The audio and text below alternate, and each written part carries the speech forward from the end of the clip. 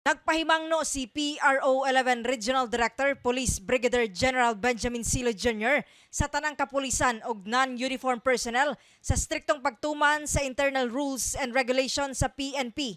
Sumala ni Silo sa interview sa Araman Davao aron dili na masubli og malikayan ang gidangatan ni Marvin Ray Pipino, police doctor og non-uniform personnel kinsa suspect sa pagpatay sa 19 anyos nga si Amir Khan Mangakop gawa sa usa ka bar. Nagpakanaog kinig mando diha sa pagbawal sa tanang personahe sa pagbitbit og armas sa mga pampublikong lugar. As a regional director, I issued several issuances reiterating to my personnel, both uniform and non-uniform, the prohibition of carrying firearms in the public places.